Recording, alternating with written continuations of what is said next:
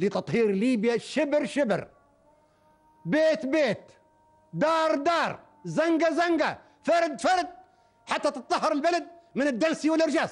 معمر محمد عبد السلام أمنيار القذافي هو الاسم الكامل للعقيد الليبي معمر القذافي.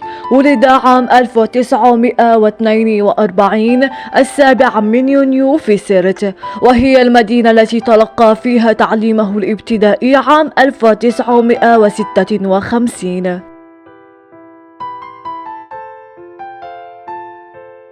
عسكري وسياسي ليبي، بنى نظام حكم غريب في البلاد سماه الجماهيرية، ليس بالجمهوري ولا الملكي.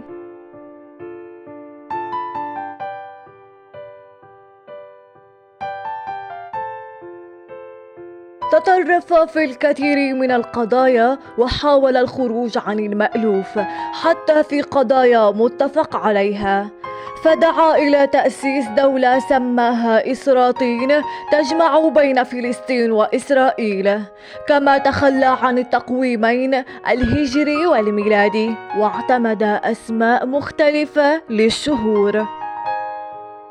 اللي انتشر زي الانفلونزا بتاعت الخنازير، وان شاء الله تجيكم الانفلونزا بتاعت الاسماك في المستقبل، على اي حال لان المصانع تشتغل بتاعت المخابرات. دخل في العديد من الصراعات سواء مع الدول العربية أو الغربية، وامتد حكمه لأكثر من 4 عقود، تعرض خلالها للكثير من الأزمات قبل أن تتم الإطاحة بنظامه وقتله إثر ثورة 17 فبراير 2011.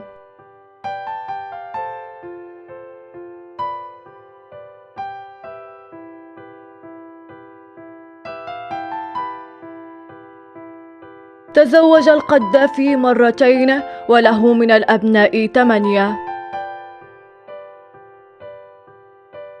وفي عام 1976 نشر القذافي كتابه الأخضر وجعله أيقونة لجماهيريته، عرض فيه ما سماه النظرية العالمية الثالثة التي اعتبرها تجاوزا للماركسية والرأسمالية، وتستند إلى حكم الجماهير الشعبية، حيث اعتمد اللون الأخضر لونا رسميا في البلاد. أنت لا تفهم النظام هنا، لا تقل أنك تفهم، أنت لا تفهم، والعالم لا يفهم النظام هنا، النظام الشعبي سلطة الشعب، أنت لا تفهم هذا. The people system here, the authority of the people, you don't understand. قتل معمر القذافي في ظروف غامضة في مسقط رأسه بمدينة سرت في 20 أكتوبر 2011 عن عمر يناهز 69 سنة، بعد أن ألقي عليه القبض من قبل ثوار مدينة مصراتة إثر قصف موكبه الذي كان يحاول الخروج من سرت باتجاه الغرب من قبل طائرات الحلف الأطلسي، وظلت جثته معروضة في المدينة قبل أن يدفن سرا في صحراء ليبيا.